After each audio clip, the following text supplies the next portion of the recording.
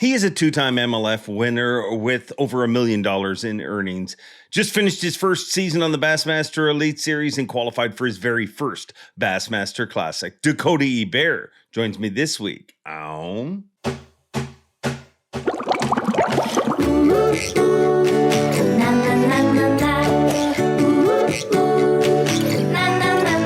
Bob Cobb from the Bassmaster. Welcome to Mercer.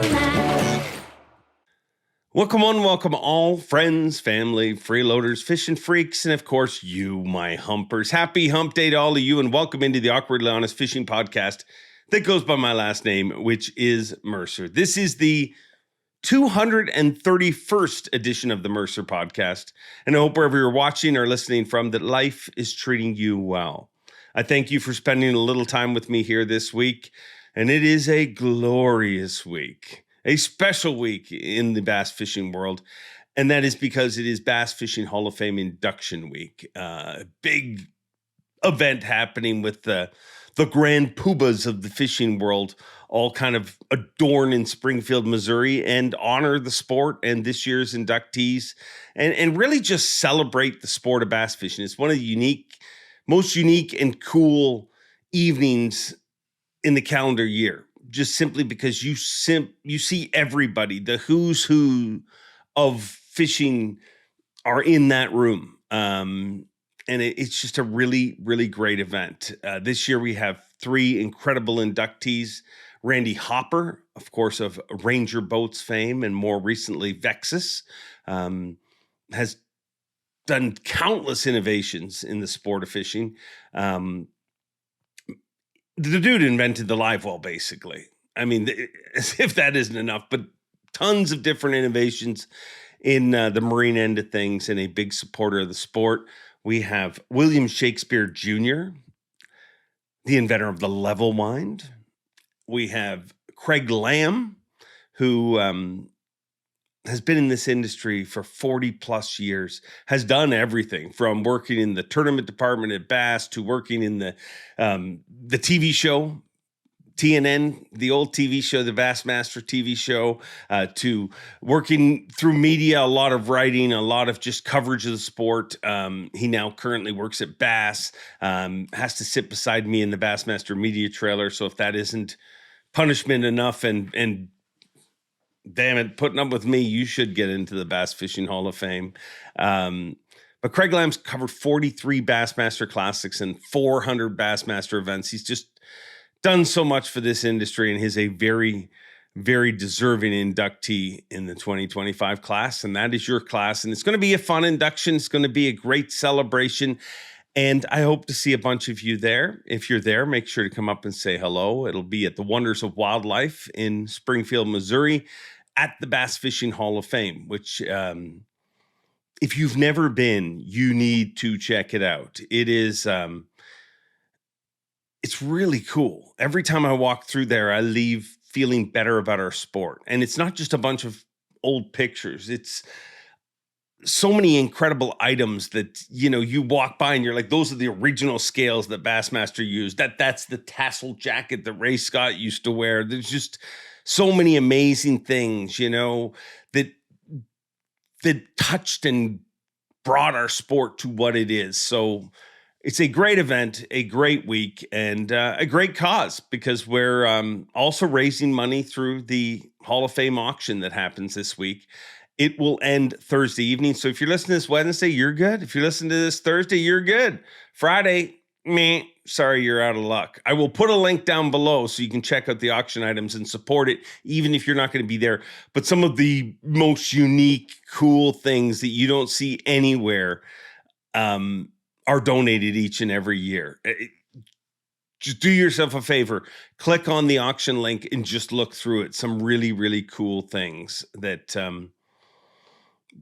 trust me, you're going to love. I mean, over the years, that's one of my favorite things, just to see all the different things, the different pieces of history that are auctioned off. It's just a real opportunity to get some of those things and to really support a great cause. Because not only does the money go towards the Bass Fishing Hall of Fame and constantly growing it and making it more interactive and more cool, but it also goes to a lot of great fishing conservation organizations, scholarship programs, all sorts of great things the Bass Fishing Hall of Fame does. So please support it. There's lots of cool things. And as I said, I'll put a link down below so you can check out the auction items and hopefully support it. There is some, I might as well plug the stuff that I donated. And I don't know if anybody has any interest in these at all. As you guys know, I spend hundreds of hours swimming with DAF fishes every single year. Well, I've taken 3 different prints and worked with Andy Crawford to put this together, Bassmaster photographer, and he helped me work with the pictures and get them all framed and everything. But there are 3 signed different pictures that I've collected over the years. And if that's something you're interested in, that's cool. Like I said, I've never released these pictures. I mean, obviously I released a lot of the video, but this is an opportunity to release the pictures, and hopefully you guys think they're cool, and that'll at least justify the hundreds of hours I spend swimming with the fish every year. So check those out. So many great items. I mean, there's a Bass Talk Live not a virtual, like a real experience. You can go and create an episode of Bass Talk Live with Panger. There's topwater tuna fishing with Skeet Reese. There's just so many different things. I mean, over the years, there's been so many cool different items that have been donated. So check that out. You will love it. If for nothing more, just the entertainment of rolling through and seeing what's available. And then if you want an angler's jersey, pretty much every angler ever donates their jersey. So it's really a great auction and a great week, and I'm looking forward to it. I once again have the honor of emceeing said event, and that's always a little nerve-wracking because you're emceeing an event and you're like, well, there's Johnny Morris and there's Bob Cobb and there's Larry Nixon and Basil Bacon and Bill Dance and Hank Parker and you name it, they are all in the crowd. Everybody, it's a culmination of the grand poobahs of this industry. They come together, and it's my honor to MC it. But it is always, I don't get nervous at the Classic, but I do get nervous in that room because you want to give the evening the honor that it deserves. So hopefully I do that and I don't screw it up this time around. So yeah, I'll be down in Springfield, Missouri. I'm actually down there, God willing. As you watch this, I am down there already. So I hope to see a bunch of you there. If you are there, if I do have some humpers in the house, make sure to come up and say hello. And hey, bid up those pictures so it makes it seem like my swimming time is not a waste of time. This week's show is going to be a good one. This week's guest, an incredible angler, very accomplished. But what I love about him is kind of a thought leader. He's been on this show before, and he's never holds back. I mean, I ask all our guests one thing: be honest, be real, and tell me what you're really thinking. And in today's world, sometimes that's hard to get people to do just because people are guarded, because sometimes giving your honest and truthful opinion puts a target on your back.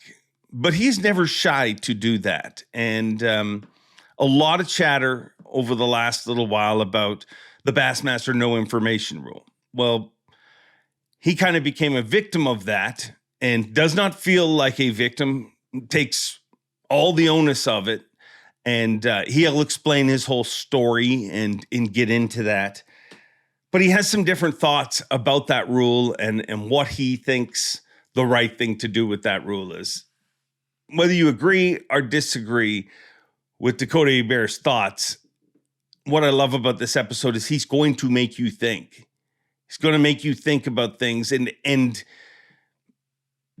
that's what a successful podcast does, in my opinion. It's not my job to sometimes I'll have guests on and people will say, well, why didn't you debate this? Or why didn't you? It's not my job to debate. It's not my job. It's my job to have a conversation with people. This is a platform for the anglers to air their thoughts.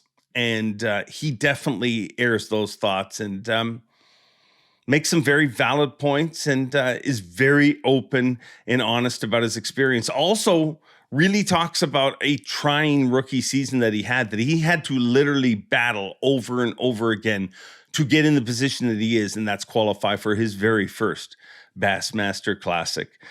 But I can talk about it for a long time. Rather than that, let's just jump right into it. Let's travel all the way to Texas and hook up with the one and only Dakota Ebare. Dakota Ebare, once again, welcome back to the show. Always great to have you here. And it's kind of a double-ended show. I mean, initially, I was all about getting in touch with you because you're on the cover of Bass Times and you talk about overcoming slumps. And just being on the cover of Bass Times is pretty freaking cool.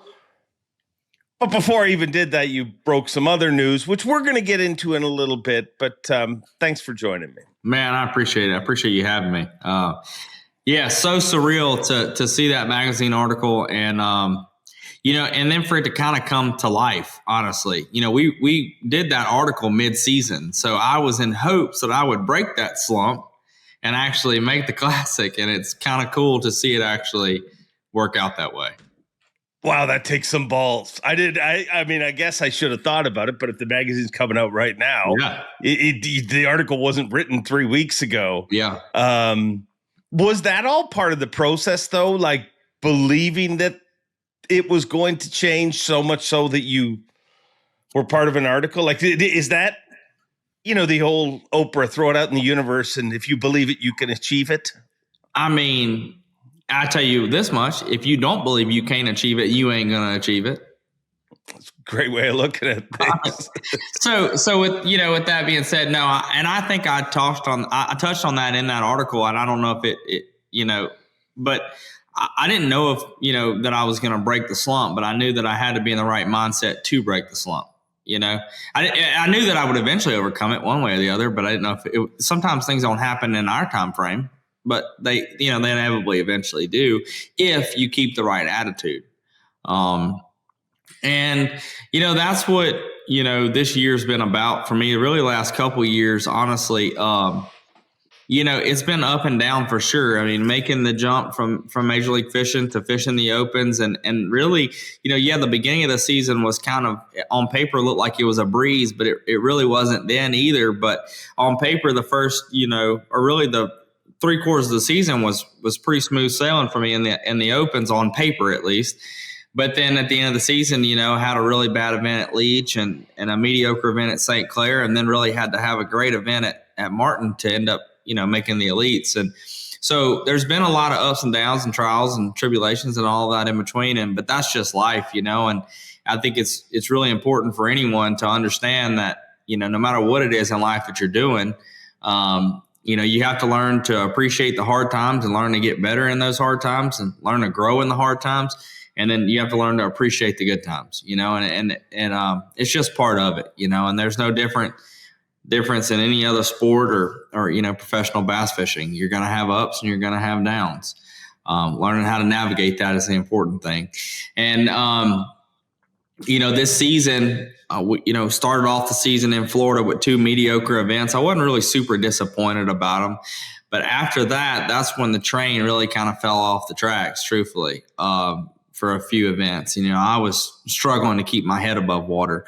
But there was a lot of other, I would say factors that contributed to that. I just wasn't in a very good place mentally, even off the water. I was just kind of struggling with some adjustments to life and this and that. And they're all good things. It's just life. Sometimes life overwhelms us.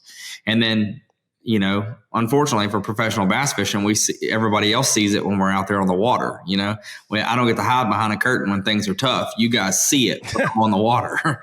And that was it. But I'll say, like I said, it's all good stuff. It's just me learning how to, life's changing and they're all good things, but learning how to navigate that and maintain, my career and performance on the water has been a challenge for me. As it is with anyone else. Do you think in some ways pro fishing is a little tougher that way? I've always looked at it. I'm like, if you're playing baseball And everybody, that's truth. It doesn't matter who it is. Everybody, life gets in, the way of, and it's not always bad things. A lot of times it's good things. You know what I mean? Like people start having babies and things like that. That's all a good thing, but it pulls you away from what you're competing at. But I always kind of look at like baseball or football and be like, the competition window is so much smaller compared to fishing. Like you have to be locked in for 8 hours a day when you're competing. In some situations when you're pre-fishing, and those are the shortest days. Some situations when you're pre-fishing, it's 14, 15 hours that you're locked in. Do you think it's a little tougher in fishing to kind of block out those sort of things? I'm not going to say it's tougher, but I'm going to say that in order to be extremely successful in any walk of life, whether it's a professional sport or being a businessman or whatever, it takes an extreme amount of, just, I guess, mental toughness and being able to focus and manage those things. You think about it, we're talking about being able to focus on an 8-hour tournament versus a 9-inning baseball game. And the 8-hour tournament might be a little bit longer, but think about what that athlete goes to prepare for that 9-inning baseball game. And think about what a professional fisherman has to do 365 days a year to be able to compete and at the highest level in fishing, especially with as competitive as it is now. I mean, it's a year-round deal, no matter what it is that you're doing, whether it's professional baseball, football, fishing, running a construction company, whatever, doing a podcast, being an MC. Look, we don't have tournaments right now, but you're still working, So, I mean, look, I'm not, but it takes a lot. It does. But as long as you're doing something that you're passionate about, I feel like, and that, you enjoy, then you learn how to manage those things effectively through that. And you can find success in it. For me, I'll dive into this a little bit. So for the first, let's just say, so I started fishing full time in 2017 whenever I graduated from college. I was, complete post-college kid living in my truck from boat ramp to boat ramp. And I'm talking about, I didn't have a pot to piss in and I was just scraping to try to make it. But I had zero responsibilities other than me. I wasn't married, didn't have a girlfriend. I didn't maintain family relationships like I should have. It was just me and fishing. And I was so laser focused on that. I would say from 2017 to 2022, 23-ish.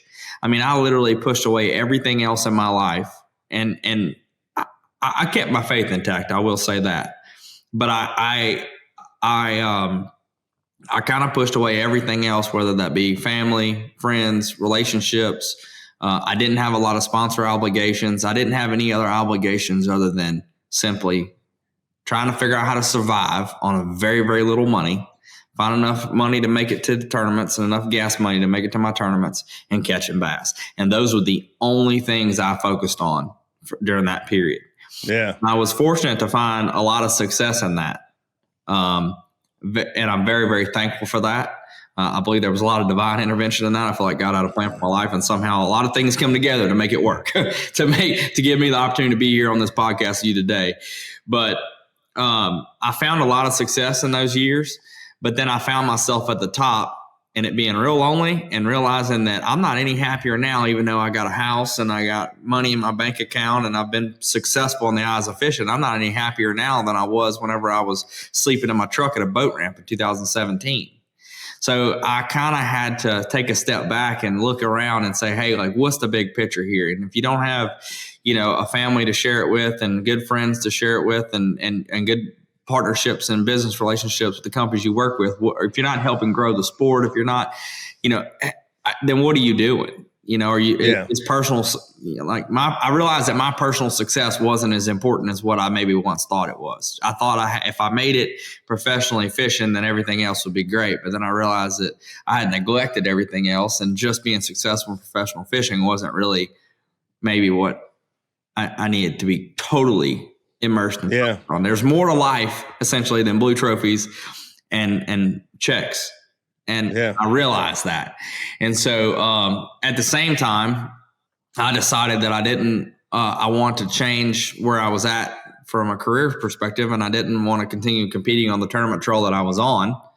So I scrapped all that I had worked so hard to accomplish and achieve and started over fresh at the Opens, which was, and so that's a lot of stuff going on there all at once. And but through that, I've learned to I've definitely just gained a different perspective on life, and trying to manage all these things effectively and be successful on the water still too has been a challenge. But I also really feel like I feel like I kind of plateaued out on my ability to be successful doing it the way that I was doing it.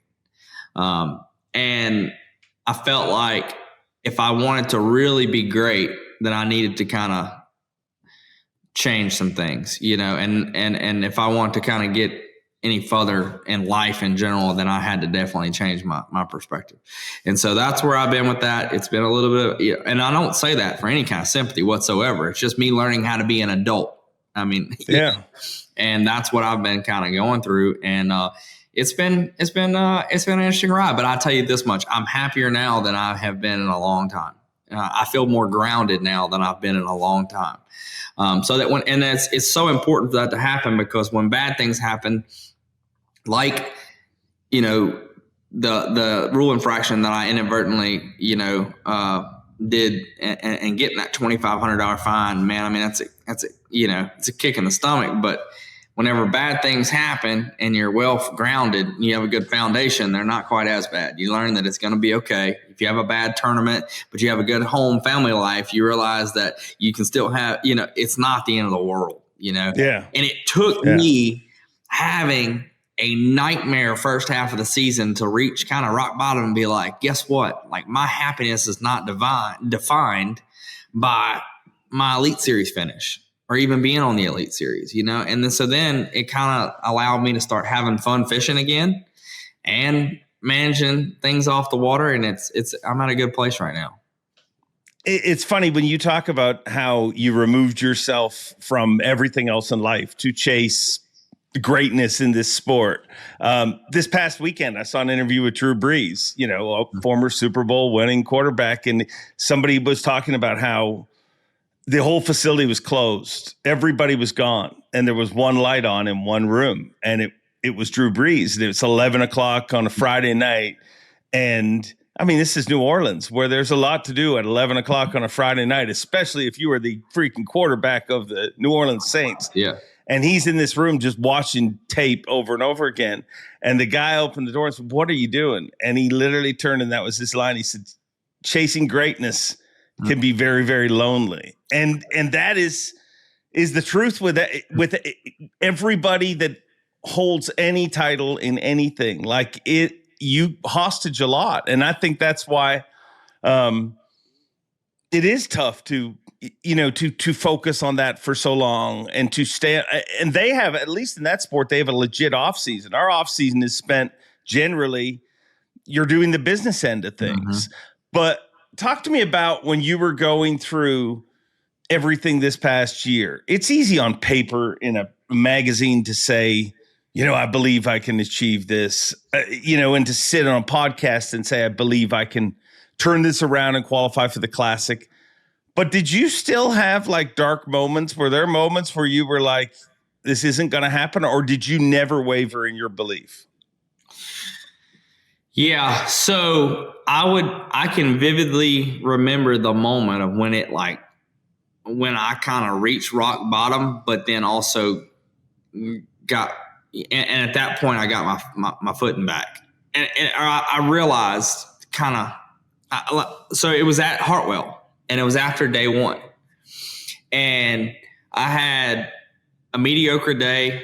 Weights were super tight. Like, I'm in 60-something place or whatever. 60th place, something like, I don't know. Middle of the pack. And I was just so, overwhelmed and frustrated because of my lack of success, And I'm so down. I was as down and out, I think, at that point than I ever have been in my whole career. And I literally did not feel like I could catch a bass. I was in so bad of a place mentally that I was like, there's no shot of me catching a bass. And it was just like, I let these like demons creep in my head, man. I know you've heard other anglers talk about that, it's the same way that a baseball player gets in a slump that, and it like, he can have the most talent in the world, but it's so easy to let demons creep in your head and like the negative thoughts just flood your brain. And all of a sudden you lose doubt in something that you've spent countless hours perfecting and being prepared for in that moment. But I just was in a bad place, and I was like, man, I don't even know if I should do this anymore. Like, what am I doing out here? Like, I don't even deserve to be out here, And I remember going back to the Airbnb and sitting on the back porch, and it was raining, and it was like just kind of a nice, like warm spring rain. I was half-assed sitting in the rain, like getting wet. And I ate some food, and I was just sitting there, and it was so like just there was deer in the yard, and freaking birds were going crazy, and the lake was out there, and I'm looking at all this around me, and I'm like, I don't know, it's like a ton of bricks hit me. I was like, how blessed are you, as in myself, to be sitting in this chair right now, throwing a pity party over a bad day in a bass tournament, whenever I am literally living my dream that I have worked my tail off to make happen, and that other people have contributed so much to make happen. And like, how blessed am I to have this opportunity? And like, how can I let so much negativity enter my head to the point where I'm not enjoying what I truly love? And I'm like, I'm not ready. And it just hit me. I'm like, no way am I ready to be done with this. Like, get your head out your butt, quit feeling sorry for yourself, and go freaking have a better day. Like, just turn it around. Like, like that. And it didn't happen overnight. Not even close. As a matter of fact, but it was a step. It was the first step, I feel like, in the right direction from that slump, quote unquote. But it's funny how life works out, because we think we just snap our fingers, all of a sudden we're right up here mentally and everything fixes itself. But that's not life. That's not reality. And it was funny because it's not funny at all, but the next day I go out and I have a great morning and I catch 3 big ones. Like, I had 3 3+ pounders, right? Which are big ones there. Like, I'm on, and then I catch 2 little ones. And then I kind of fall into a deal where I'm not catching a lot. And like at noon, I catch a good one that's going to help me tremendously. Maybe enough to probably help me get in the cut. And I go to my live well, and my smallest one somehow is died. Okay. So I can't cull to make the cull that I need to make the cut. And can you imagine, like, finally, like, having a good day, I'm about to make the cut, I'm about to turn the season around, walking back there and your smallest fish is expired and you can't cull him over something freak. Like, I didn't lose any other fish. Like, I never lose fish in my nitro. Just bad luck, man. Life doesn't just turn around and snap of a finger. Like, it takes a lot of work to get things rolling back in the same direction. So ended up missing a check, missing a cut there. Leave there. We go to Lake Fork. And I blast them on day 1. And I remember you telling me, you did it. Like, you're over it. You're back. You're back, baby. And I'm like, yeah, I'm back. And then I bomb on day 2. And I go from being in like 6th place in the tournament to finish 75th. It was my worst finish of the year. Ugh. Can you imagine the mental roller coaster of that? But like, at that point, I had made it up in my mind that no matter what happened the rest of that season, it wasn't going to define me and who I am, my happiness. That's where I learned to separate and be happy. Like, I couldn't take out on Shelby. Shelby and I travel together. We're a team. We work together. That's something I've never had. Normally, I would just get on the road and start driving and not worry about it. But she had family at that event, and I couldn't just, I had to learn how to be an adult in that moment about dealing with things that are bigger than just bass fishing. I couldn't just throw my pity party and get on the highway and go. So I dealt with it. We went to dinner. We had a good afternoon. We turn around. And we go to the Elite Series event at Sabine River, where I have 2 great days back to back. And I am I think I was just outside the top 10 of that event. Yeah. I run back to Taylor's Bayou, made the cut, my first cut on the Bassmaster Elite Series. It was so awesome to be at the Sabine River, just down the road from where I call home. I had so many hometown people there that I know from living around here. I had people coming in from Louisiana. I probably had 20 people drive from Louisiana to be there at that weigh-in on day 3 because I'd finally made the cut. Life is good. We got the train rolling in the right directions. I go back to Taylor's Bayou. I fish around all the people that ended up in the top 10. We're all trading out water throughout the week. And I do not catch a daggum keeper on day 3. And here I am, I got all these people that have drove to be at this weigh-in, and I don't have a pass to weigh in. But it was another little step in the right direction, and it's been progressively that. Things don't happen overnight. That slump that I got in it took a long time to create, and it don't just happen like that. Sometimes maybe it does. But that's not often the reality. And so that's where I was at. Today's high-tech fishing world can be a real pain in the neck, especially if you're running the wrong mounts. Beatdown Outdoors, they bring the graph to you. And they support this podcast and care enough about you to make this a short ad read. Check out Beatdown Outdoors. Now back to the show.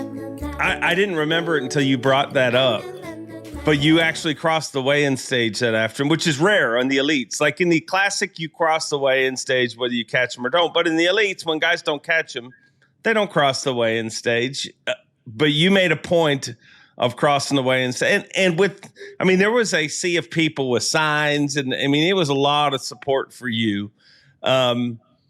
Was that just a way of saying thank you, or was that motivation, or did you even think of not weighing in? No, that was a way of saying thank you. There's no way I wasn't going to go out there and thank the people that support me, regardless of the fact that I had a bad day on the water. If there was any way of me walking across that stage, it wasn't for me. That was the most humiliating thing I think I've ever had to do in a bass tournament. Matter of fact, without a doubt, that was my most humiliating moment ever in my career. Because I had to stand in weigh-in line without a bag, and people were like, "What are you doing?" And I'm like, I didn't catch them. What are you doing? And I'm like, I'm just going to stand here between you and the other guy. Just shut up and leave me alone. I got to weigh in without no bass. I understand it's an awkward situation, but I got people to thank. It ain't for me, So that was me throwing my pride aside. And just because, I was so thankful that there were people there to support me. Even after the terrible season that I had. Think about that. Yeah. I'm having a terrible season. I'm way down in the points and everything else. I've got people there that believe in me and support me. I'm not going to go out there and not thank them. Are you kidding me? So that was why I did that. But damn sure wasn't for me. It'd been the easiest thing for me to do would have been crawl in a hole somewhere and and just duck away. But even then, it wasn't I didn't blow, didn't have any wins or any big, giant, enormous victories after that deal. But it was just a step, just a slow progression of getting back in the rhythm of making good decisions, enjoying bass fishing, not letting outside influences control, my happiness and my enjoyment of the sport. And I think that's something that we're all struggling with a lot right now. Obviously there's a lot of controversy in the sport and stuff, and a lot of it's unnecessary. But I think we're all struggling with the fact that we all love the sport, but there's just times have changed, technology and social media and life and everything. It's just so much different now than what it was a few years ago. And we all wish that we could go back to simpler times, right? But the reality of it is that technology is transforming the way we live, and it's not all bad. We just have to learn how to navigate it. The ability to do these podcasts the way that we're doing them right now and share the stories that I just told you that may or may not have a positive effect on someone else is awesome because that technology is there. Yeah. So this is an example of a good thing. You can get on Facebook and find some examples of some bad things pretty easily too. So learning how to navigate all that is something we're all going through. One other question about this, because, hey, here's the good news. You caught him and you're in the Bassmaster Classic. You did your job. You turned things around. There's a happy ending at the end of the story. And depending on how things go in Knoxville, it may be a very happy ending. I mean, some of those smallest fish you caught last year may be the reason that you're holding the biggest trophy in the sport.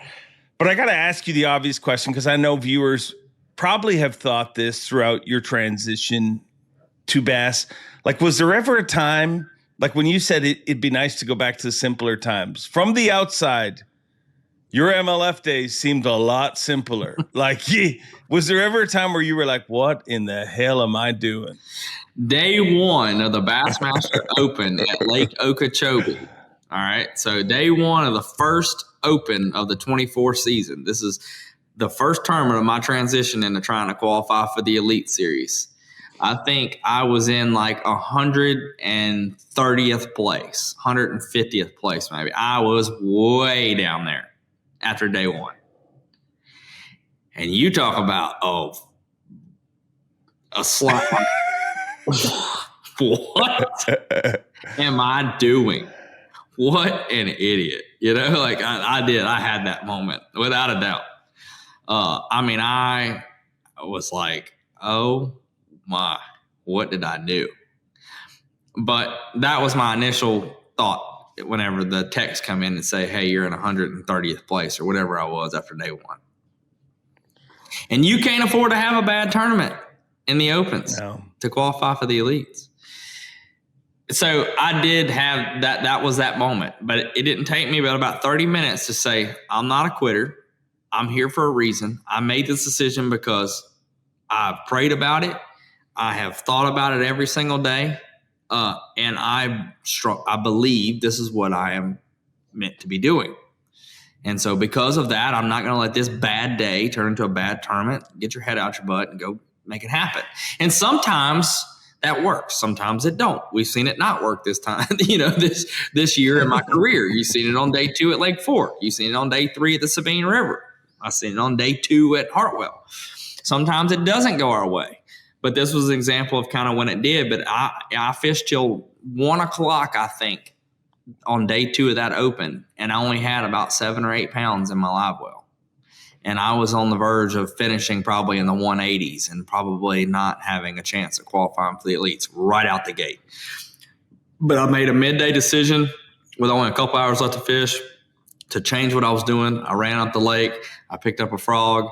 I made about, 3 or 4 casts. I caught a 4-pounder, put that in the box, caught a little bitty one, made about 3 or 4 more casts, caught an 8.5-pounder, caught out a really small one, fished for another 15 minutes, caught another 4.5-pounder, and then put her on pad and ran her back across the big pond and ended up moving up 100 places, and I finished 30th, I think, in the event or somewhere around that. I had 23, almost 24 pounds that day. And it just goes to show that if you give yourself an opportunity, good things can happen. I had to give myself that opportunity, and I had to have a positive mindset to give myself that opportunity.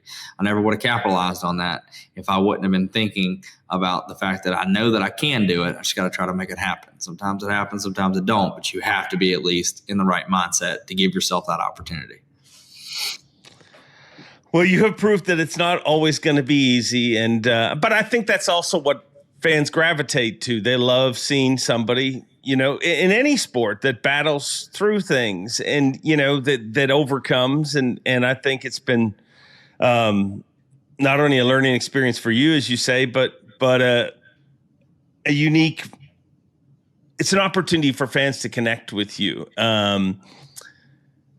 But even though the season's over, even though you've qualified for the Classic, it seems like roadblocks don't stop falling in front of you this time around. You made an announcement last week. For those that don't know about it, just explain it to me in your words, what happened and what the situation is. Yeah. This was something that was, this is a situation I got myself in. I don't have anybody else to blame but me. I'm not blaming Bass. I'm not blaming the rule or anything like that. It's just this particular situation was my fault, but it was completely an innocent mistake that I made. I inadvertently broke the no information rule for the Bassmaster Elite Series. So just to give guys a background on the rule. So the rule, we have a no information policy in the Bassmaster Elite Series that says that as soon as the schedule is announced, all of the lakes on the following year's schedule are off limits for information. Now, that information is private information. Now, I can do any kind of public research that I want, but I cannot get private information or any information that's not public on any of those bodies. Yeah. Just so people that are watching understand that. So I obviously I know that, but if you go back, let's go back to August. Sometime mid-August, I was on the phone with a buddy of mine, and we were talking about the upcoming Ultimate Angler Championship on Lake Guntersville. The tournament's for $500,000. It's a tournament it's a huge tournament, one of its kind. It's kind of a new deal they have going, and we were discussing that. And the conversation turned to just us being buddies talking about fishing. It's probably a pretty tough time of the year at Guntersville. We're not allowed to use live scope, so that's a key thing in that tournament. Fishing with live scope at Guntersville in the fall is still pretty good, but if you take live scope out of the equation, it becomes pretty daggum tricky at times. And so we discussed that and the fact that it would probably be one frogging and flipping somewhere around the Goose Pond area. There's a lot of mats and grass in that area, which is very common knowledge. I mean, anyone that's ever fished a tournament on Guntersville in the fall knows that a lot of them get one in that region and a lot of them get one frogging and flipping. That's just general knowledge. But I had a private conversation with a buddy of mine just talking about fishing and never once thought about the fact that I was breaking the no information rule for the Elite Series the following February. In that moment of having that conversation with him, I totally forgot about the fact that we had an upcoming Elite Series event there next year. I was just literally having a conversation with my buddy and did not think about it. So I get off the phone with him. He sends me a text message of a screenshot. It's a bigger screenshot of, and I think there was 3 areas circled now. And granted, I can honestly say this, I don't even know exactly where those areas were that he circled on there. I know they're somewhere in the Goose Pond area, but I never once opened it up, looked at the image, and then went and opened up my Garmin map or whatever and tried to figure out where they were. I said thanks, and that was the end of the conversation. Yeah. And I forgot about the conversation until a month later. So a month later, fast forward, we're in September. I'm on the phone with the guy that I'm staying with during the Ultimate Angler Championship, and I was just reiterating the fact to him that, hey, look, I appreciate you letting me stay with you, but I can't get any information about Guntersville. So as long as that's cool, just understand that throughout the week, but we can't talk fishing, right? Yeah. But I appreciate you letting me stay. And obviously he fully understood. He's a fisherman himself. He gets it. He understands. So while I'm having the conversation with him, I don't know why, but it clicked in my head and I went, oh my gosh, I'm already cooked.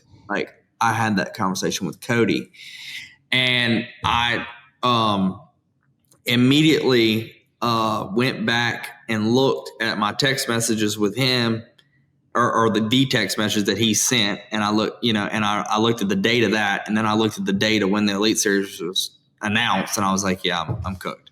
So I immediately screenshotted what I had on my phone, sent it to Lisa Talmadge. And I immediately who is the tournament director for the Elite Series.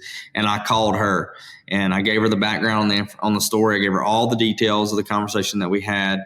I offered to take a polygraph. I was like, look, I had zero intent on gaining a competitive advantage in the Elite Series event. And truthfully, nothing that we talked about would give me a competitive advantage in the Elite Series event. But I realized that I broke a rule, so I'm reporting that violation. I'm willing to take a polygraph or do whatever I need to do for you guys to ask me any questions to prove that I wasn't trying to gain a competitive advantage for our Elite Series tournament.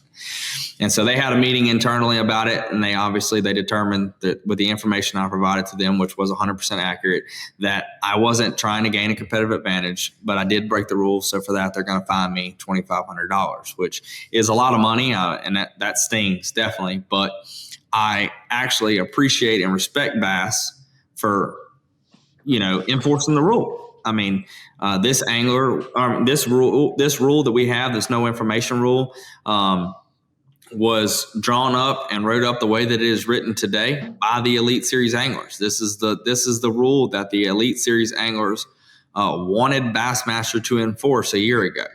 And there's a lot of controversy behind that right now, and Bass has taken a lot of heat for it. But the reality is that I don't think a lot of people know is that this is the anglers' rule. And the anglers were very adamant last fall about Bassmaster enforcing it to the T. And that's exactly what they've done this season. And I know there's a lot of controversy behind that right now, but the bottom line is that I'm an Elite Series competitor. Whether or not I agree with the rule or not, I'm obligated and responsible to follow that rule to a T.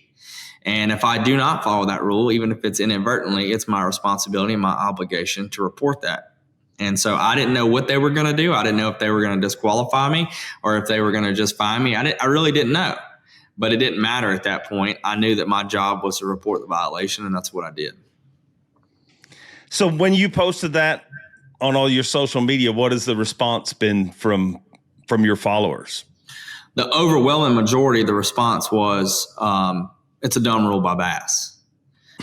Yeah.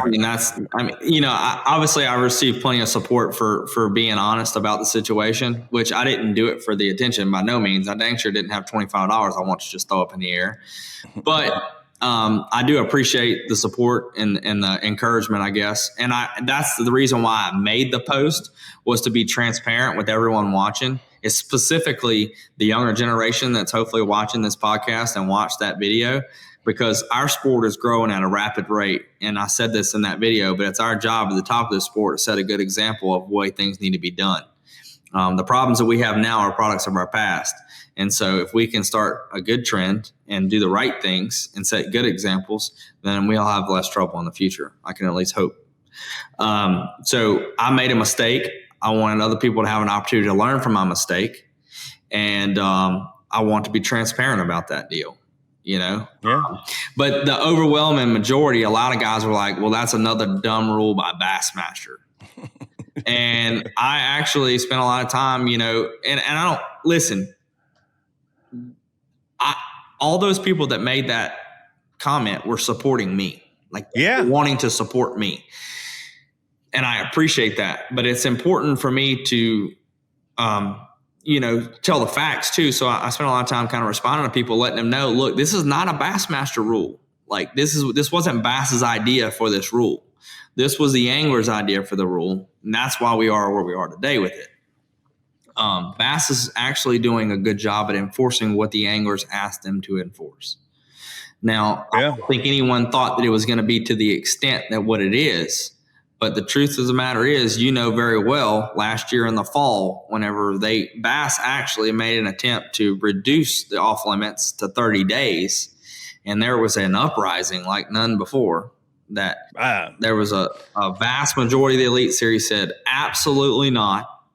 We want strict rule enforcement. We want polygraphs, and we want immediate off limits as soon as the schedule is announced. And Bassmaster said, we can give you that. And that's what they've done. Yeah. And I think that after a full season of doing it, I think we're starting to realize now that maybe wasn't necessarily the way that, because it's just such a, sticky situation. It's so cloudy in a way. Like the rule is pretty black and white, right? Like in a way, they can, let me say this, they're enforcing it black and white, but we're realizing that maybe that's not there's more to it than just that. Like you can say, hey, look, you can't get any information whatsoever, but then there's so much more to that it's hard to truly enforce, I guess, in a fair way. Like how do you gauge who is inadvertently getting information and who is trying to cheat? And I think that's a very tough situation right now. Well, and you're 100% right about, they did try to change it last year, and I was involved in, I honestly have not seen a bigger outcry to any rule than the immediate outcry of that. Like when they try to switch it, I personally talked to 75 or 80 anglers, and of that group, and there's only 104 at the beginning of the season, of that group, only 2 people said they didn't like that rule. They wanted that rule to be the way it is. I take it from what you're saying is you are not a fan of that rule. Well, the way it is. It's not that I'm not a fan of the concept of that rule, because I am. Okay. I understand I understand why the majority of anglers wanted that rule in a way, because the idea in a perfect world is having this perfect competition where guys go out there without any prior knowledge or information whatsoever. And their competition is based solely on their skill and their knowledge of the lake. right? I think that's the idea behind the no information rule, but that's a perfect world scenario. And that's not the scenario that we live in today. So much information and good information is publicly available. And it's almost impossible to achieve the concept of what we're trying to do here. And so for that, I'm not really in favor of the rule because of all the gray area that comes with it. If there was a way to truly just have a complete no information tournament that was 100% fair for everyone, then I would be all in favor of it. But I supported the change in the rule to 30 days because 30 days is a lot more manageable than as soon as the schedule is announced, which might be up to even 365 days or more, actually more, over 365 days.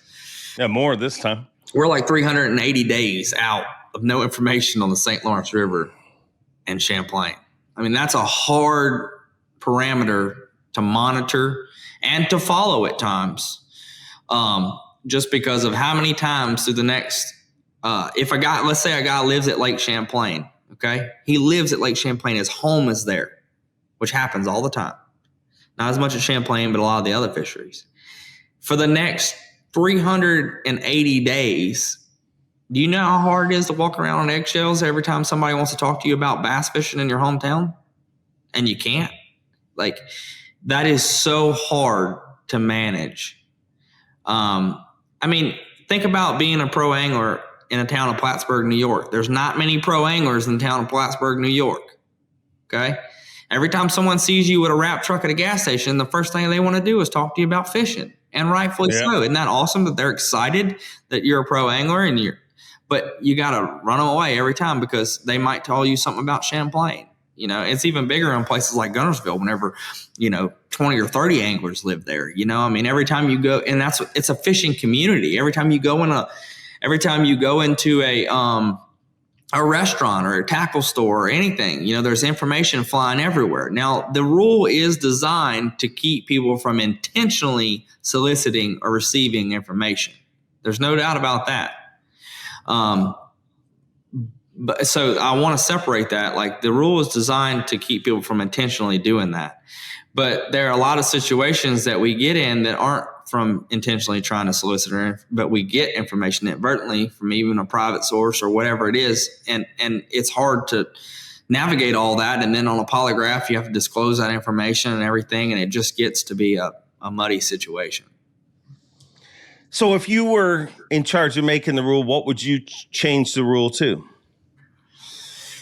I don't have a definitive answer on that. I've thought a lot about it. I know everyone in the industry has thought a lot about it. Like I said, if it's not, the concept of the rule is understandable, but it's just not a perfect world. It's hard. It's just not possible to create that perfect scenario that I think a lot of guys were trying to accomplish there. And the only way to do that is if you were to take guys to a lake they didn't know they were going to and literally just dump them off. Yeah. Even then, and that's the only way. But even then, information slip. Other organizations have tried that, and then other guys were figuring out where they were going before anyone else knew, and then it turned into a muddy situation too. So that's not realistic either. I think it's a great idea for one-off tournaments or for a little smaller deals, or whatever. If you were, there's ideas behind that, but for a large scale professional tournament organization to run their complete tournament trail that way is not realistic either. So I just think that having a little bit more manageable parameters is probably a little bit closer to having it, fair, so to speak. But there's just we talked about this briefly, but there's just so much information out there now. I mean, information is so much more readily available than what it was when this rule was created. I think that's one of the important things that also supports why I don't feel as strongly about the power of the no information rule. If you go back 10 years ago, getting private information was way more valuable than what it was now because good information wasn't as readily publicly available. right? But now we all have the best maps. We have, better transducers and live sonar. We have live scope that I can find fish that day, and I can track them as they move around, and I can eat. So there's so many more tools and resources available for anglers to learn and get better. There's not a lot of private information that's more valuable than the public information that's out there, in my opinion. Now, does that mean that a guy can't get a waypoint that might help him have a good event? Yeah, sure. Okay. A guy is probably going to get a waypoint and say, but if everyone has an equal opportunity, then that is fair, right? I mean, what Elite Series angler, right? So as an Elite Series angler, I'm not concerned that a college kid's going to get better info than me. You know what I'm saying? I mean, like, I feel like, but then you run into this whole rat race of, well, it's all about who you know and information and all that. And that's a muddy situation, Yeah. So it's complex, man. It really is. But having a rule in place that is not able to be fully and effectively, maybe fairly enforced and creates unrealistic expectations and parameters, I don't think is the answer. And I don't think guys were thinking that deeply into the outcry that they made last year in the fall. I think that it was a lot of emotional response that demanded that the rules stay the way that it is. And now I think it's fair to say that a lot of those same anglers are looking at the situation going, that might not have been the best decision, just because of everything else that comes with it. Again, the concept is good. It was a good-hearted effort to try to create this thing that I just don't think is realistic at this day and time. Avco not only makes incredible outdoor clothing, but they care about anglers with their 10% pledge. Avco and the Shed family donate at least 10% of the company's profits to conservation and making fishing better. Now back to the show. Because you say that you're not worried about a college kid getting a little information, but that's definitely not the majority of the elites, because if you go back 2 years ago, that's why the rule in the Opens changed, because the Opens guys realistically were not Elite Series pros yet, and the Elite Series schedule was announced, so it was the Wild West. They could get whatever information they wanted until they officially became Elite Series anglers, which was when they qualified.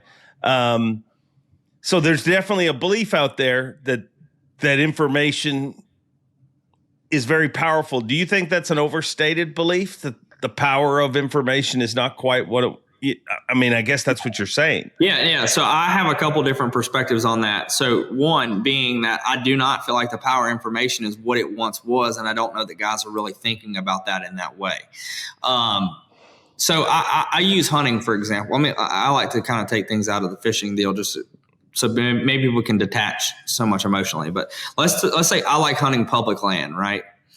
10 years ago, if a guy told me, hey, man, there's an oak flat back here in the middle of this pine plantation, and it's about 2 miles from the road, and if you walk 500 yards this way and then hit that old pipeline and walk, whatever, and give me detailed information about getting to this oak flat that no one else had satellite imagery of or anything like that, I could find that secret spot way back in that public land, and I could have a little honey hole all to myself. And it was very valuable information.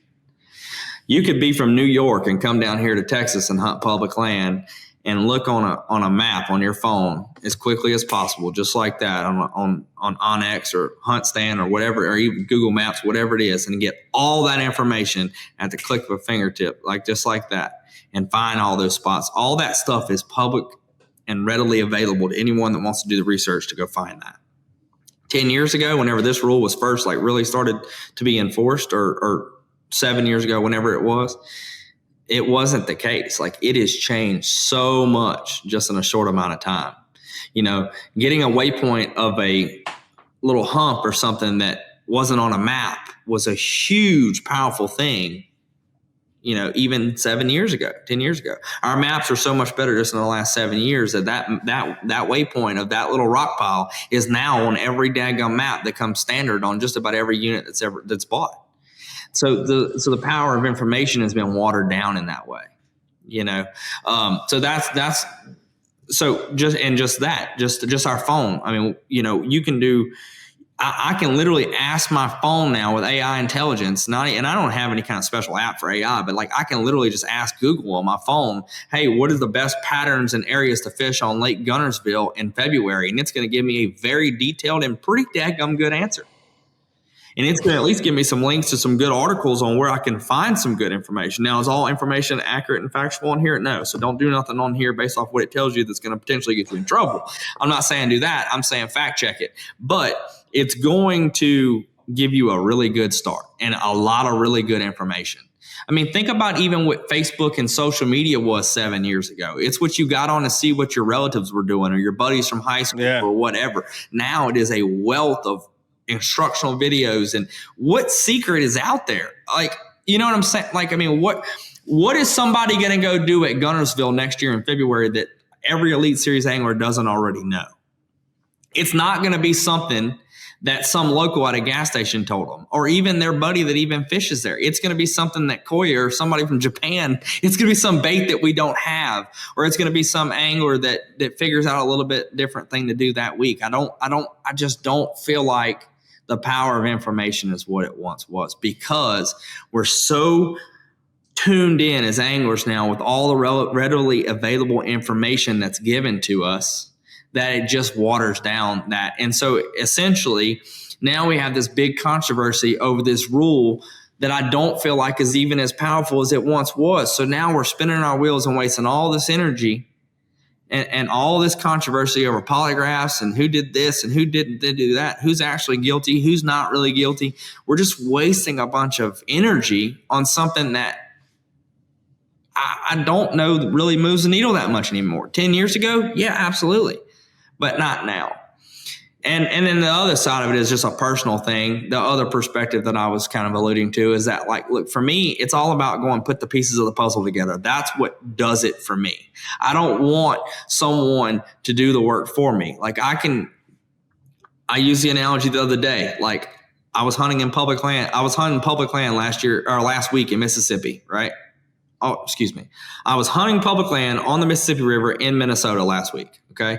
I had access to go hunt a 2,000 acre farm right down the road that had deer stands all set up and had big deer coming on camera and everything else. And instead of hunting that property I had permission to hunt, it was already set up and all the work was done. I went and hunted public land, got my freaking butt kicked, never saw a deer, got ate up by mosquitoes all week long. But if I would have killed a deer on that property, doing the work myself and figuring it out myself would have been so much more gratifying to me than going shoot a deer that somebody else figured out, and sit in somebody else's stand. It's the same way on the lake. What I get out of fishing tournaments at a high level is the challenge of going to a lake that I haven't been to or that I haven't been to in a while, putting the pieces of the puzzle together, making decisions on the water, putting a pattern together and being successful, or even not being successful and learning from my mistakes. That's what does it for me personally. That's what drives me to be a professional angler. The success, like winning blue trophies, and there's people out there that are different. If they could get all the information and win every tournament, they'd do it in a heartbeat. I personally, I don't do it for that. It just doesn't do it for me as much. Yeah, but aren't they making the rules for everyone and not just for you? I mean, because that's the battle that you're going to get pushback on, where people are saying, well, you can't change that because you got people who will take it's competition. Like, yeah. And it's also competition for a good chunk of money. And I've always believed, if people will hold up a 7-Eleven for $500, damn, they'll do a lot. And you would think by this point that's weaned out of the sport. Mm-hmm. You've made the Elite Series stuff. But the whole job of bass is to make it an equal playing field for everyone, I believe. Yeah, I agree. And I'll say, let me say this too, though. So obviously I enjoy talking about fishing with people that I'm close with. I was having a conversation with my buddy about the upcoming Gunnersville tournament, which, by the way, was not off limits for that event. That event doesn't go off limits till like the end of September. Now, I didn't get any specific waypoints or anything like that, but you're right. There's some people that would have, right? And would have utilized that to the fullest of their extent. But to your point that you're making, like, Yes, some people would abuse that, I guess, would abuse that.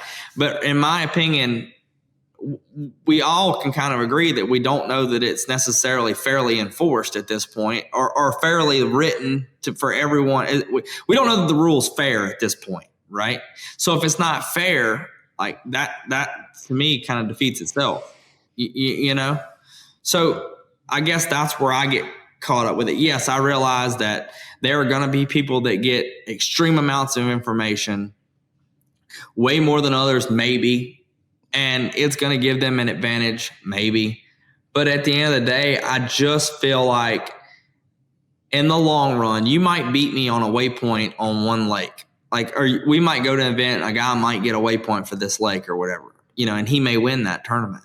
But I don't think that makes him a better fisherman than me if he's not doing it on his own, figuring it out on his own and getting better. You know what I'm saying? I don't think a guy beats me through the course of his career and becomes a better fisherman than me based off someone else's information. Not whenever that information is just as available to me, like to do my homework and stuff. And when I say information, I'm not talking about specific spots. But here's another, let me open up this can of worms. So let's say a guy gets a waypoint. Waypoints, I very rarely even upload waypoints on Rayburn, and I live here and have as many as anyone. Waypoint fishing is almost a thing of the past, especially with live scope. Because kind of a starting point with live scope. That rock pile, you start there, but you follow the fish. Yeah, but why don't the fish stay there? Because everyone else has that waypoint. Everyone else has that on their map. So that spot, that waypoint gets fished over and over and over again. And the percentage of secret waypoints that are out there is very slim. There's very few places on Rayburn that haven't become community holes. So now we're catching them in open water because the fish are forced to roam because they constantly keep getting caught over and over and over again off that shell point that everyone's been catching them on for 30 years. Like it was a secret for a while, but now it's not a secret no more. There are no secrets on Rayburn. Yeah. There's no secrets on traditional holes on Rayburn that was won in a traditional way. It's just, and that's why you see the change of names, like of people that are being really successful in these bodies of water, because so-and-so that had that secret spot to himself for 10 years, or whatever. And he went out there whenever nobody was looking, drug a Carolina rig a couple times and caught 20 or 30 pounds, and then won the tournament over and over and over again. That spot's not a secret no more. It's public knowledge. And I'm not arguing whether or not that's fair or not fair or good or bad. It's the reality. Yeah. So the value of that waypoint is not what it once was. So is it worth all the controversy that comes with it and all of the spinning? And so I'm not saying we make it wide open like the Wild West. I'm not saying that a guy after the third day of practice should be able to make a phone call and say, dude, I'm not on nothing. What did you do yesterday out on the lake? But you can manage what a guy does from the start of the event to the end of the event way more than you can for 300 and potentially 80 days, right?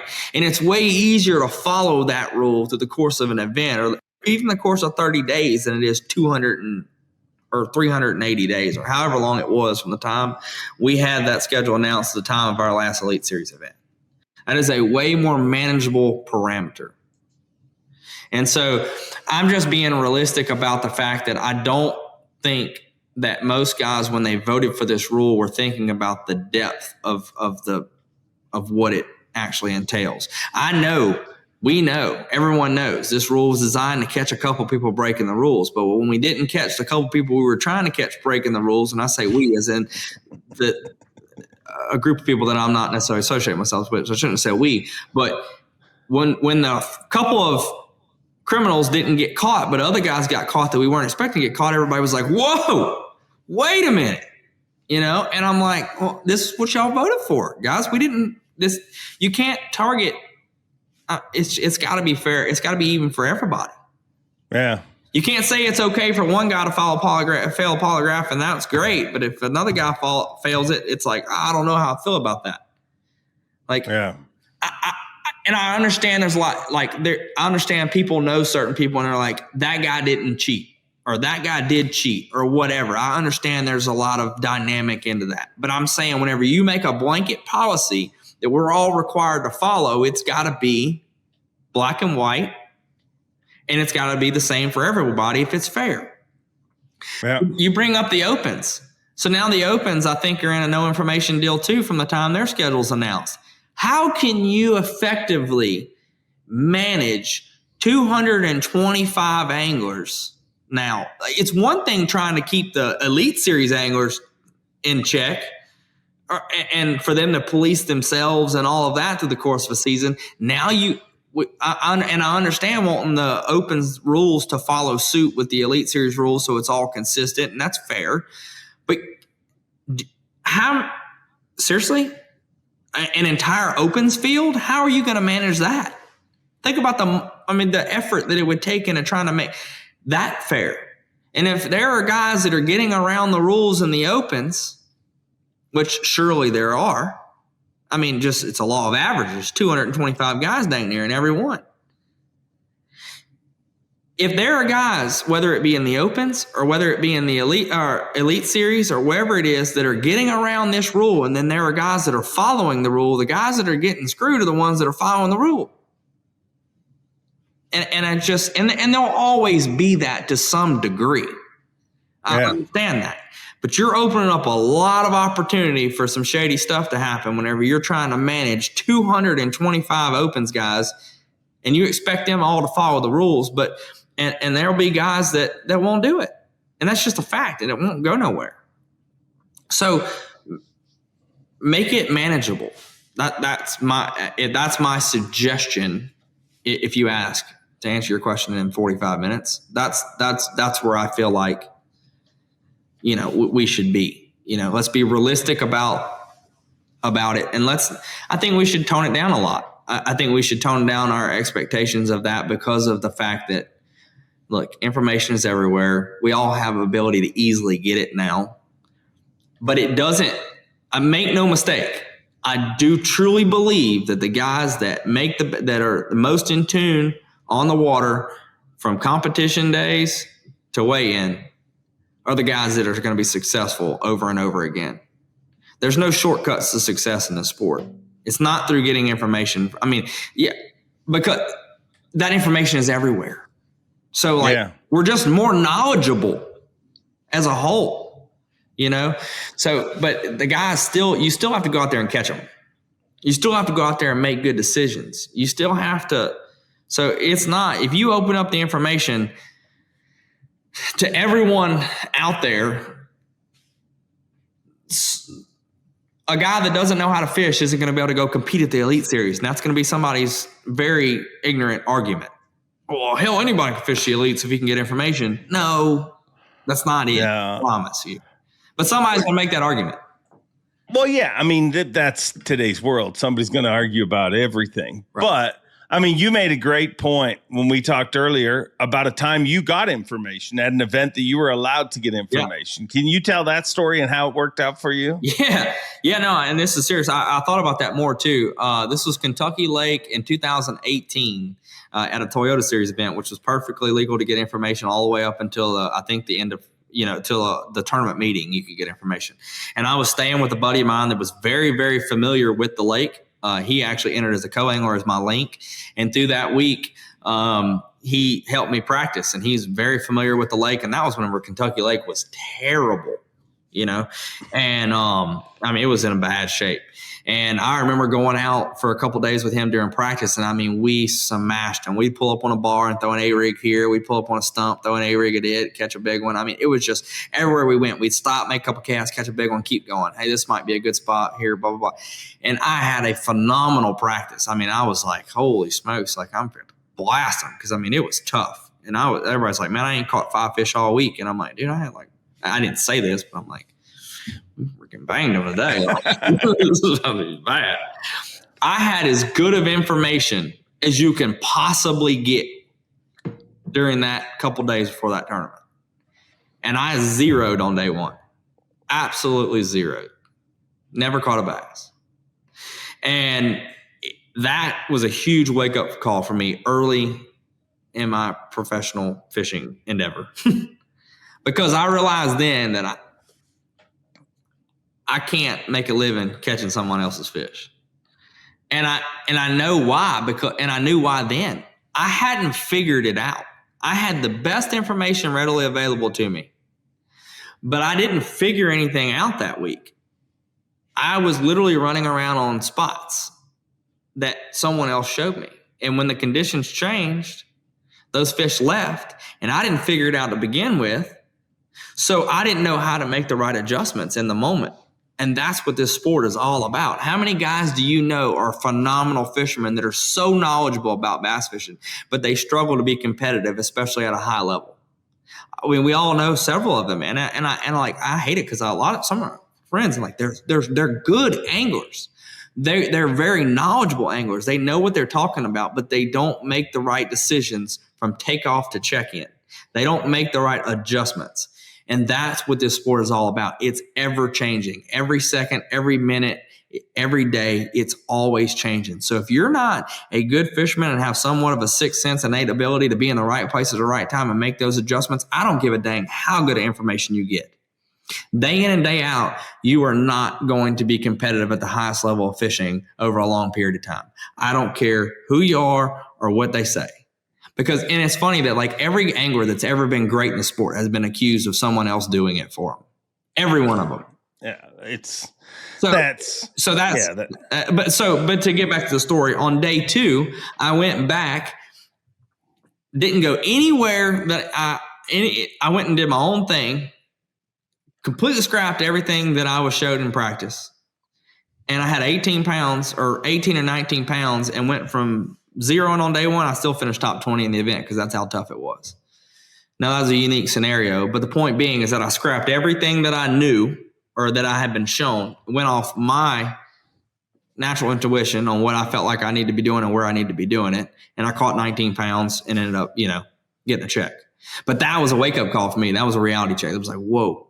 And then I realized, man, I'm not learning anything anyways by getting showed around. Like, I need to go figure it out myself. And it was way more gratifying to go do it on my own than it was for someone else to even show me how to do it. And that is me personally. And I'm hard-headed, really hard-headed. We joked about that the other day too. If somebody told me, hey man, you can go throw a 10XD on this point out here at Rayburn, I promise you'll catch freaking 30 pounds today if you just go out there this afternoon. I guarantee you, he might be 1,000% right. I probably ain't going to go do it. I might bring Shelby over there, or I might bring you over there and let you. I'll go. I told you, I'm not a proud man. I will totally cross that fish's eyes. But for me, that doesn't do it for me. I get it. I would enjoy the experience, but it doesn't check the box for me that I'm really trying to check of like beating the elements, understanding, being a better, angler on the water, being better in the woods and understanding, how the conditions change, being in the right place at the right time to shoot that deer as the wind changes and the pattern change and all that. Like that drives me, versus the actual killing of a deer or the actual catching of a fish. Like it's the process for me, Yeah. Yeah. No, I get it. And if you're just chasing dots, that's all you got. And once you run out of those dots, you don't know, you got one choice. Let's go back through the dots and see if they work this time. But you don't really know why those fish are there. You haven't established a pattern. And it feels like to me, your thoughts on this rule, and I don't want to put words in your mouth, but it feels like you want the rule to do its job. You just don't want the rule. You want the rule to stop. There's people that potentially have been DQ'd from events unintentionally. For example, you were in that situation. If you never remembered about that conversation and you went and fished Gunnersville next year and you got pulled for a polygraph, you probably get DQ'd from the event. But that was not an intentional, you weren't trying to seek knowledge for that event. That was an unintentional. Am I reading that right? Yeah, no, I mean, I was not trying to gain a competitive advantage in any way, shape, or form. Okay. And nothing I learned would have gave me a competitive advantage, and not that I learned anything, nothing that I talked about, because nothing that we talked about was stuff I didn't already know, truthfully. But nothing would have gave me a competitive advantage. But the fact of the matter is, I did break the rule in its its purity, in its form, in its language. And so therefore, yeah, I would have been disqualified if that would have showed up on a polygraph, and it very likely would have especially if I would have thought about it. But of course, the protocol is in that if I would have thought about it, so that kind of digs deeper. But if I would have thought about it, let's say as I'm going in there for that polygraph, because as you're going in for a polygraph, you're going to be thinking about, man, what is there anything that I like? You're obviously, as a human, you're thinking, like, what is there anything that I did or whatever? And in that moment, it may or may not have popped up in my head. And it's my job at that point to disclose that information before I ever take that polygraph test. And then at that point, if you do disclose something that you didn't, because I have taken polygraphs with Bassmaster and Major League Fishing, and the process was very similar. It's very similar in all, especially professionally done polygraphs. They give you an opportunity to admit anything that may or may not affect your ability to pass the test. Okay. And so in that moment, you can disclose, hey, look, man, I just thought about it when I was walking in here. I talked to my buddy back in August. Now, it didn't have anything to do with this tournament specific, but I had a conversation about Guntersville.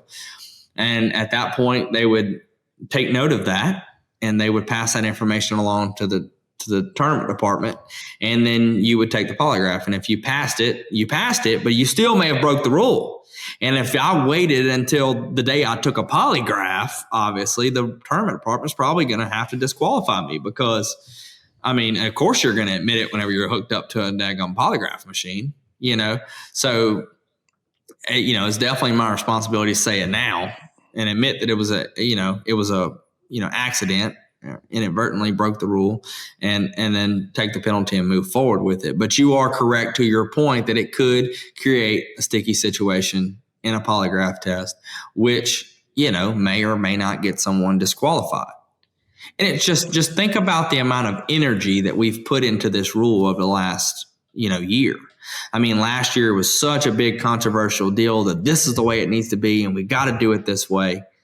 And then now we're back still having a controversial problem with the rule. Even after all the effort and energy that was put into it last year, it's still creating a problem. And we're still, exerting energy and time on this rule that's really, and it's things like this that are holding us back as a sport, because we're wasting our time spinning our wheels about stuff like this. And it's not the angler's fault. They're just trying to do what they feel like is right. And it's not Bass's fault, because they're just at this point enforcing what the anglers want to do. But it's holding us back as a sport, Kudos to Bass for really honestly for doing what the anglers want. The anglers wanted the payout to be different. And so they basically said, okay, you guys draw up what you want the payout to be. This is the amount of money that we have available from sponsors and from the league. And this is the amount of money that you guys want to put in, and this is your options. How do you want it to be? And the anglers drew it up, said, this is the way I want our payouts to be structured. And Bass said, yep, sure enough, this is the way we'll do it. So kudos to Bass for doing that, right? Same thing with the no information rule. Bass made an attempt to change it to 30 days. The angler said, no, that's not the way we want it. We want to do it this way. And so they said, okay, we'll do it this way. And then the anglers asked them to strictly enforce it, and they're enforcing it. Same thing with the live scope rule. The anglers wanted 50-50 split. And so we voted on it as a whole. The majority of the anglers voted for 50-50. Bass implemented a 50-50 split for next year for live scope and for forward facing sonar. So kudos to Bass for trying to make the anglers happy. But now as anglers, we need to start thinking about the fact that we're making decisions that are very big decisions, like industry decisions. That ball has been placed in our court to an extent. So we need to really think about the repercussions of the decisions that we're making, right? And I hate to say this, but unfortunately, you can't blame a guy for voting the way that he's voting, because that vote, I mean, as an elite series, we have 100 and however many anglers, 101, 102 anglers that are all independent business owners. They're all trying to, I mean, you can't blame a guy for not voting for his own personal interest and for the interest of his business that's supporting his family. But and so that's the way, most of these guys are voting. They're not thinking about it from an industry perspective of how it's going to positively or negatively affect the college kids coming up that are going to be the next Elite Series anglers, or the sponsorships, or any of that. They're not thinking about none of that. The only thing those guys are thinking about whenever they're placing that vote is this going to benefit me or negatively affect me and my business and me as a professional angler? And you can't blame them for that. But I think what we've seen over the last couple of years is it may not be resonating in us making the best decisions, because it's decisions that are being made versus personal interest rather than the broad spectrum. And that's sticky. Like that's going to hurt some guys' feelings. But everyone knows that's the truth. And I'm not mad at them for doing that. They're just looking out for their own personal interest and personal interest. And like I said, these are interests that are supporting someone's family. It's important to them that if the no information rule benefits them being more successful, or if they feel like it is, then they're going to be very passionate and adamant about it. But I don't know. I just get frustrated whenever I see us make this big deal last year about all this, and this is the way it needs to be. And then now we're like, I don't know about now we got to go back to the drawing board. And it's like, man, guys, now we've wasted 2 years on it. So but I'm not even saying that I necessarily have better answers or I'm, that I know more or know what's right or what, but I'm just pointing out kind of an observation. I've run a Yamaha outboard for over 30 years. It has got me home safe each and every time. If you enjoy this podcast, remember, Yamaha supports it and they care enough about you to make this ad read very short. Now back to the show. Definitely some food for thought. And like you said, everybody's going to have different opinions on it. You compare it to other sports. I mean, you've heard me say this before, but like in golf, you literally have a dude that walks down the fairway with you and not only tells you what club to use, but tells you how far you hit said club, or the alternative, your options, calms you down, says relax. You know what I mean? Like in football, you have coaches for your actual position. In fishing, you guys are held under a different standard. And people are going to be very passionate about this rule one way or the other.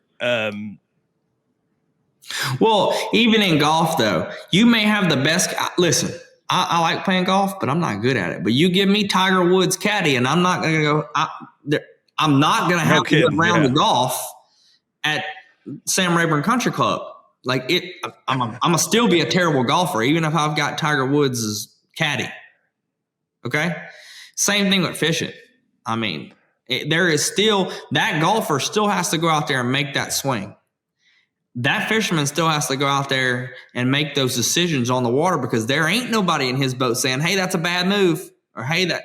Now, theoretically, if there was absolutely wide open information, he could call somebody mid-tournament. I am not in favor of that whatsoever, but that is very easily manageable. And that's very easy parameters to control, right? So I'm not, whenever we say Wild West, wide open, I'm not there. Obviously there has to be but I just want it to be fair, and I want it to be enforceable, manageable, realistic. And given the fact that information is as readily available and publicly available and accurate as it is now, we just live in a different age, and it's not going to do anything but get more readily available and more accurate. But it's still going to require anglers to go out there, make decisions on the water, and the best anglers that make the best decisions, that make the best adjustments based off the information that's available publicly, they're still going to be the most successful. You are still going to see the cream rise to the top. You are still going to see a huge influx of young anglers that continue to move through the sport, and it's going to change the way. I mean, we are moving forward at a rapid pace, and it's being driven by young anglers and extremely good competition. And unfortunately, that is ruffling a lot of feathers, and it's shaking things up. It really is. At the root of all of this is what this is about. This all really came to be about because of the rookies of 2024 or whenever it was. This is all about the fact that there is a lot of turnover in the sport. There's a lot of changes happening in the sport, and I see both sides of it, and I feel for both sides of it. I'm right stuck in the middle, and I feel for those younger anglers that are pissed off because of all the controversy being thrown at them for doing nothing but being dedicated, hardworking, freaking successful young people that are, think about how many other things these kids could be doing other than being successful professional anglers, and they are being roasted and crucified over the most ridiculous crap. And I feel for them 100%. But I also completely feel for guys that have made this sport on their backs through sweat, blood, and tears and everything else in between over the last 30 years of traveling up and down the road and wearing that Bass logo and sacrificing so much, being time away from family and all of that. I see and I feel that for those guys as well. And to just kick them out of the sport is heartbreaking to me, because there are people that I have looked up to my entire life. So it's just unfortunate. It really is. And the thing about that is this is the first class of this is the first time this has ever happened in our sport. We have a young sport. And for a long time, it was more of a club deal. You stuck around till you just couldn't fish no more. You didn't feel like fishing no more and you left. Now, we are more of a sport now than we ever have been before. But there's good and bad to that. There's emotional ties there to it being, man, that's so-and-so. And I watched him as a kid. And, you hate to see it happen. And I don't know what the solution is to that, but it's just part of it, and if we're going to continue moving forward, at one point in time, there's going to be a time and place. The only thing I can say is this. Well, I've said a lot, gosh knows, but I can say this. I'm learning. You always do, and I love that about you. I'm learning. I'm watching everything that's going on in this sport, and all I can say is this: there'll be a time whenever it'll be my turn to get pushed out. So if I don't learn and anticipate that and set myself up for success after professional bass fishing, then I'll have failed. Then I'll be a part of another generation of guys that are in a bind, and that. So I don't want to. I'm conscious of that. I know that one day my time in this place in this sport is going to be over, and I'm probably the first class of guys that see it happening to other people that we grew up idolizing and watching. And so now it's an interesting deal. But if the sport continues to grow and get better, it's unfortunate that it's not better now to where these guys that are having to retire because they're being pushed out are not in a better place than what they are financially and from a partnerships perspective and everything else. But the sport is still just a baby and it's just now growing. So hopefully it'll get to a point where when guys retire, like an NFL football player, they'll have – they'll if a guy can retire after fishing 20 years on the elites, he's set, if he manages his money appropriately and stuff. There are football players that retire after 10 years in the NFL that are broke the next year. So that's a whole nother deal. But at least a guy has an opportunity to have a successful career and retire. Like, hopefully we can get the sport to a point where it's that. But we can't keep freaking chopping the legs out from underneath it by trying to preserve it if we're going to get it to that in a way. So it's just a lot, man. We're all passionate about it. We all love fishing, and it's a tough situation. One thing that's not tough is doing a podcast with you. Some podcasts I got to ask a lot of questions. I think I asked like 4 questions this entire podcast. And you always give me your full opinion, give us lots to think about. I don't know if much good or bad. Well, it all depends on what. There's probably some people listening to this that think, amen, finally someone said it. There's probably some people who disagree. But that's also what a podcast job is, not to decide anything, in my opinion. We just have conversations here. Mm-hmm. And these are your thoughts from your experiences. And hey, I won't have to ask anyone to comment because I'm sure they will.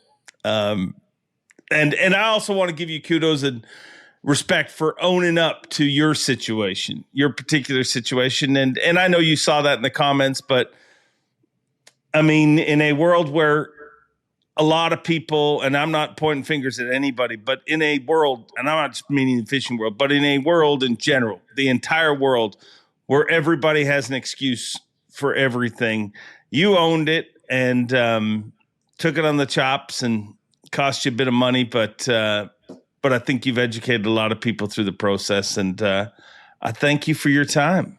Yeah, man, I appreciate you having me on. I really do, given the opportunity to explain that situation, because that's the only way that positive things are going to happen in the future is if guys like ourselves are doing the right thing, or at least trying to do the right thing. We're going to make mistakes along the way, but if we're trying to set a good example for the people that are looking up to us, then, at least we're trying, and that's it. Learn from my mistakes, and hopefully we'll all get through this for sure. Thanks, Dakota. You bet. As always, great stuff from Dakota. And I think the takeaway is to always try to get better. And even at a bad situation, try to turn it into a positive. And I think that's what he's trying to do.